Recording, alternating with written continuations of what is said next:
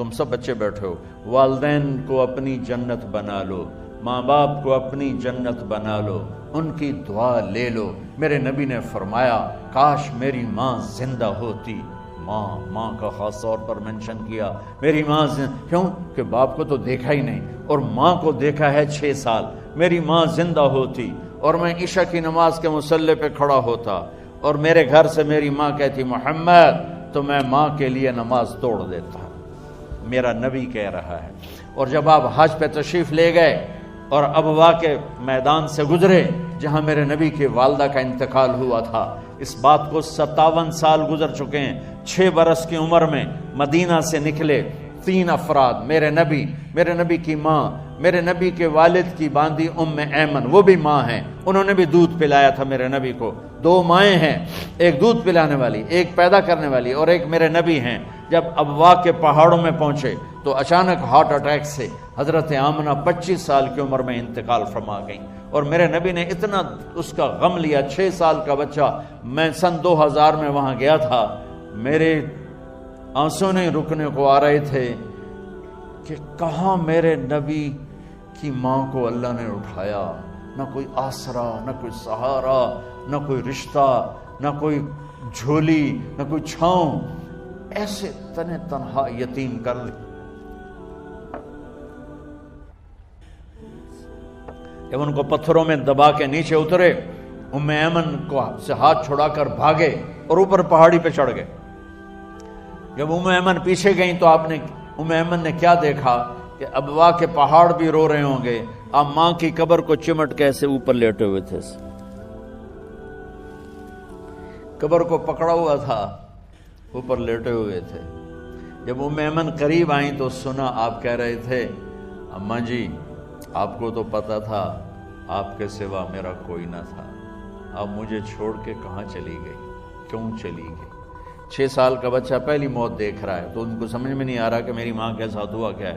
ایمن نے اٹھانا چاہا، آپ نے اٹھنے سے انکار کر دیا۔ اس صدمے کو سینے میں لیے ہوئے 57 سال کے بعد، 7ویں دن بندہ رو نہیں سکتا، رونا ہی چاہے تو رونا نہیں آمدا، 57 سال کے بعد آپ اس وادی سے گزرے، اپنے اونٹنی کو ماں کی قبر کی طرف موڑ دیا، اور ان پلرز کو 3 گنا کرو تو وہ پہاڑ بنتا ہے، چھوٹی پہاڑی تھی۔ اونٹنی کو نیچے بٹھایا، اوپر پہاڑ پر گئے، اور یہ مجھے دیکھو، یوں آپ نے گھٹنے کھڑے کیے ماں کی قبر کے سرانے، اور یہ ہاتھ یہاں رکھے اور پھر سر دیا اپنے گھٹنوں میں یوں، پھر رونا شروع کیا۔ اتنا روئے، اپریل کا مہینہ تھا، دھوپ سر پہ پڑ رہی تھی، ہم تو ٹھنڈی دھوپ میں بیٹھے ہیں، شدید دھوپ میں بیٹھے تھے، اور اس کنڈیشن میں یہ بچوں کا سٹائل ہوتا ہے، جب لمبا رونا ہو تو وہ یوں بیٹھتے ہیں سر اندر دے کر۔ اتنا روئے کہ آپ کی داڑھی ساری آنسوں سے بھر گئی، سینہ تر ہو گیا، احرام تر ہو گیا، اور کئی گھنٹے بیٹھ کے روتے رہے۔ 2 جہان کے سردار ہو کر تمنا کر رہے ہیں کاش اماں تو زندہ ہوتی، تو مجھے کہتی محمد، میں تیرے لیے نماز توڑ دیتا۔ اور میرے نبی نے، یہ بچیاں غور سے سنو، میرے نبی سے پوچھا گیا یا رسول اللہ قیامت کب آئے گی؟ آپ نے فرمایا یہ تو اللہ کو پتہ ہے۔ نے کہا یا رسول اللہ کوئی نشانی بتا دے، تو آپ نے فرمایا جب بچیاں ماؤں کو ذلیل کریں گی تو قیامت آ جائے۔ جب بیٹیاں ماؤں کے ساتھ بدتمیزی کریں گی اور ماؤں کو ذلیل کریں گی تو قیامت آ جائے گی۔ ایک ماں بیٹی کو میں بھول نہیں سکتا، ماں کے موٹے موٹے آنسو گر رہے تھے، اور بیٹی ماں سے کہہ رہی تھی بھوک نہیں، ہماری اپنی پنجابی زبان، بھوک نہیں، اوئے ہوئے ہوئے ہوئے، یہ تو ہم نوکر کو کہتے ہوئے ڈرتے ہیں، وہ ماں سے کہہ رہی تھی بھوک نہیں، یعنی بکواس نہ کر، رو کے چپ، صرف آنسو اس کے گر رہے تھے ایسے۔ شاید وہ یاد کر رہی تھی کہ 9 مہینے کیسے اس کو میں نے پیٹ میں پالا، جنتے ہوئے کتنی تکلیفوں سے گزری، اور اس کو دودھ پلاتے ہوئے کتنی راتیں میں نے کاٹ کاٹ کے گزاری، اور اس کے پیشاب دھوتے ہوئے کتنی دفعہ میں سردی میں ٹھٹھری، اور آج یہ مجھے کہہ رہی ہے بھوک نہیں۔ اس لیے میرے نبی نے فرمایا جس نے ماں باپ کو دکھ دیا، سنو غور سے بچوں سارے سنو، جس نے ماں باپ کو دکھ دیا اس پہ اللہ کی لعنت، اس پہ فرشتوں کی لعنت، اس پہ زمین آسمان کی لعنت، نہ ان کی نماز قبول ہے، نہ روزہ قبول ہے، نہ صدقہ قبول ہے۔ میرے نبی کی زندگی کا دوسرا روپ حقوق العباد، نماز حقوق اللہ میں آ جاتی ہے، میں حقوق العباد کی تھوڑی سی وضاحت کر رہا ہوں۔ ماں باپ زندہ ہیں تو دعا لے لو۔ والدین سے کہتا ہوں بچوں کو عزت دو، جہاں اولاد ماں باپ کے حقوق ہیں وہاں اولاد کے حقوق ہیں، اولاد کو عزت دو، اولاد کو عزت دو، اولاد کو عزت دو۔ بہت سی اولاد کی نافرمانی کا ذریعہ ماں باپ بن رہے ہیں، سختی کر کے، زبردستی کر کے اور ٹھونس کر چیزیں نوکروں کی طرح سلوک کر کے۔ میرے نبی کے گھر میں جب بیٹی فاطمہ ملنے کے لیے آتی تھیں تو میرے نبی بیٹھے نہیں رہتے تھے، یا اب چیئر پہ بیٹھے ہوئے بی بی فاطمہ آ گئی، اب زمین پہ بیٹھے ہوئے ہیں بیٹی آ گئی، اب چارپائی پہ لیٹے ہوئے ہیں بیٹی آ گئی۔ میرے نبی کیا کرتے تھے؟ کھڑے ہو جاتے تھے، کھڑے ہو جاتے، ایک دم کھڑے ہو جاتے تھے، اور پھر کھڑے نہیں رہتے تھے، تیزی سے آگے بڑھتے تھے اور حضرت فاطمہ کا ہاتھ پکڑ لیتے تھے۔ یہ والدین غور سے سنو، حضرت فاطمہ کا ہاتھ پکڑ لیتے تھے اور ہاتھ پکڑ کے مجھے دیکھو یوں بوسہ لیتے تھے، بیٹی کا بوسہ لیتے تھے، پھر ہاتھ چھوڑتے نہیں تھے، ہاتھ پکڑے پکڑے لاتے لاتے لاتے ان کو چارپائی پر پہلے بٹھاتے تھے پھر خود بیٹھتے تھے۔ یہ باپ اور رسول ہو کر بیٹی کو یہ عزت دیتے تھے۔ پھر وہ جنت کی عورتوں کی سردار بنی، پھر وہ جنت کے سرداروں کی ماں بنی، پھر وہ اللہ کے شیر کی زوجہ بنی۔ تو والدین سے کہتا ہوں کہ اپنے بچوں کو عزت دو، عزت دو، عزت دو، عزت دو۔ پھر آپ سے زندگی کے بڑے فیصلے ہیں شادی۔ آپ لوگ اکٹھے پڑھتے ہو لڑکے لڑکیاں، اپنی شادی کے فیصلے خود نہ کرو، اپنے ماں باپ کے حوالے کرو۔ اس میں شرافت بھی ہے، اس میں برکت بھی ہے، اس میں رحمت بھی ہے، اور اس میں والدین کی دعائیں بھی ہیں۔ کورٹ میرج کو ہوا نہ دو، boy friend girl friend culture ہمارا نہیں ہے۔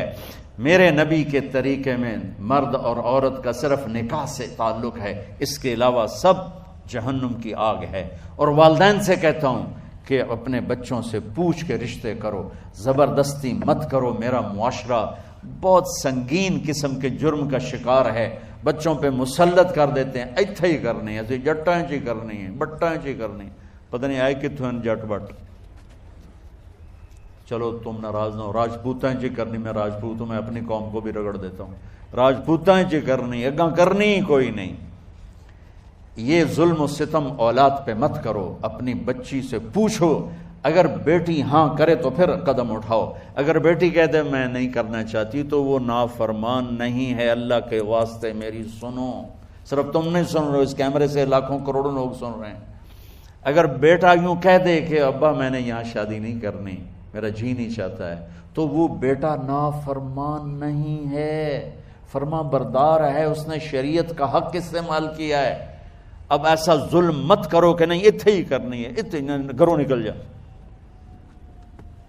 زندگی تم نے تو نہیں گزارنی، زندگی تو بچے نے گزارنی۔ میں قربان جاؤں، ایک حدیث سنو پہلے پھر اگلی بات سناتا ہوں۔ ما تزوجت وما زوجت الا بوحی من السماء نزل به جبریل۔ لوگو سنو، میں نے جہاں شادی کی، میں نے جہاں بیٹی کی شادی کی، پہلے آسمان سے جبریل فرشتہ اللہ کا حکم لے کر آیا، پھر میں نے قدم اٹھایا۔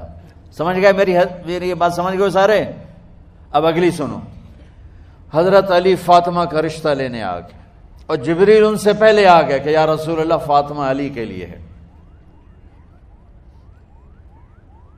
باپ محمد مصطفیٰ جیسا ہے، رشتہ مانگنے والا علی جیسا ہے، اور بیٹی فاطمہ جیسی ہے۔ اور آپ پوچھتے ہیں علی کیسے آئے؟ وہ شرم کی وجہ سے کچھ کہہ نہ سکے، چپ۔ آپ کو تو پتا تھا، آپ نے فرمایا فاطمہ کے رشتے کے لیے آئے ہو؟ کہا جی۔ تو جبریل تنال بیٹھا ہوا ہے کہ یا رسول اللہ اتھے ہی کرنا ہے۔ آپ نے ہاں نہیں کی، آپ نے کہا انشاءاللہ، اور یہ کہہ کر اٹھ گئے۔ انشاءاللہ نبی کا ہاں ہی ہوتا ہے، لیکن جبریل کے آنے کے باوجود اور اللہ کے کہنے کے باوجود میرے نبی کو بھی پتہ ہے کہ یہ رشتہ یہاں کاتب تقدیر نے لکھ دیا ہے، لیکن امت کو سبق سکھانے کے لیے آپ گھر تشریف لے گئے۔ بیٹی فاطمہ کہ جی یا رسول اللہ، کہا علی کا رشتہ آیا ہے، میں ہاں کر دوں؟ سبحان اللہ۔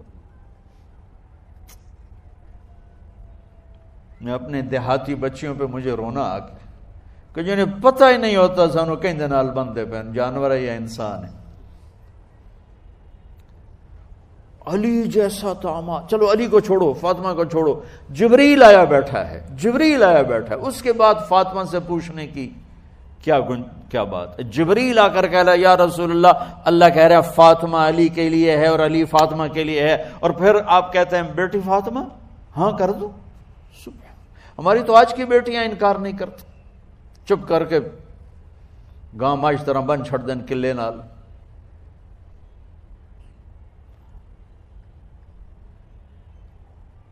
کوئی ان کے اندر کے جذبات کو سننے والا کوئی نہیں ہوتا، اپنی انانیت پر یہ فیصلے کرتے ہیں، اور میرا نبی کہہ رہا بیٹی ہاں کر دو۔ سبحان اللہ۔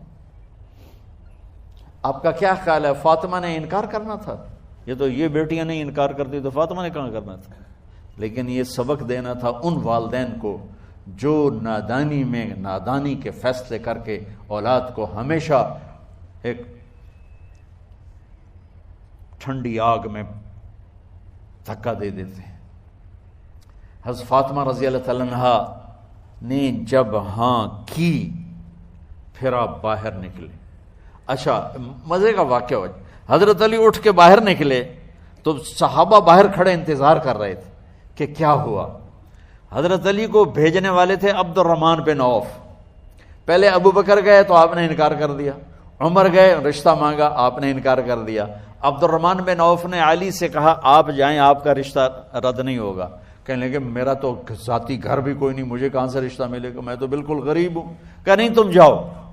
تو واپس آتے انہوں نے عبد الرحمن بن عوف پہ چڑھائی کر دی، ویکھیا ہے نا تو مینوں گلے آئی، انکار ہو گیا۔ تو صحابہ نے پوچھا کیا ہوا؟ کہا کچھ کہا ہی نہیں، چپ کر کے اٹھ گئے۔ تو عبد الرحمن بن عوف کہنے لگے کچھ بولے صحیح، کہ بس اتنا کہا انشاءاللہ کا تو مبارک ہو، نبی کا انشاءاللہ ہاں ہوتا ہے۔ کہا اچھا، تو اتنے میں آپ باہر تشریف لے۔ کہا علی، کہا جی، کہا لو بلاؤ، لوگوں کو بلاؤ۔ ساری مسجد بھر گئی، آپ کی ساری مسجد فل ہو گئی۔ آپ ممبر پہ کھڑے ہوئے علی کو سامنے بٹھایا، کہا لوگو یہ جبریل میرے پاس اللہ کا پیغام لائے ہیں کہ میں فاطمہ بنت محمد کا نکاح علی کے بن ابی طالب کے ساتھ کر دوں۔ پھر آپ نے خطبہ پڑھا اور کہا کہ علی، ہائے ہائے ہائے، میں نے فاطمہ بنت محمد کو 400 درہم مہر کے عوض تیرے نکاح میں دیا، تو نے قبول کیا؟ حضرت علی نے زور سے نعرہ لگایا میں نے قبول کیا، اور سجدے میں چلے گئے، اللہ کا شکر کا سجدہ ادا کیا۔ پھر میرے نبی نے وہیں سارے مجمع کو شہد کا شربت پلایا اور تازہ کھجوریں کھلائیں، اور پھر جب رخصتی ہوئی تو آپ نے حضرت علی سے فرمایا کہ آپ آ کے لے جاؤ۔ پھر آپ نے حضرت ام سلمہ، حضرت حفصہ اور جناب حضرت عائشہ رضی اللہ تعالیٰ عنہ، ان تینوں کو بلا کر فرمایا تمہیں پتہ ہے نا مجھے فاطمہ سے کتنا پیار ہے، تو تم فاطمہ کو دلہن بناؤ، اس کی تیاری کرواؤ، اسے دلہن بناؤ۔ تو ان تینوں نے حضرت فاطمہ کو دلہن بنایا۔ پھر آپ نے حضرت علی کو پیغام بھجوایا، وہ تشریف لائے، اپنی اونٹنی لے کر آئے، حضرت عقیل ساتھ ہے، سلمان فارسی ساتھ ہے، اور دروازے پر اونٹنی بٹھائی، آپ علی کو اندر لے گئے اور یوں فاطمہ کا ہاتھ پکڑ کے علی کے ہاتھ میں دے کر فرمایا علی تمہیں نبی کی بیٹی مبارک۔ سبحان۔ پھر آپ نے کہا میری بیٹی فاطمہ، مجھے اپنے خاندان میں جو سب سے زیادہ محبوب تھا میں نے تیرا ہاتھ اس کے ہاتھ میں دے دیا ہے۔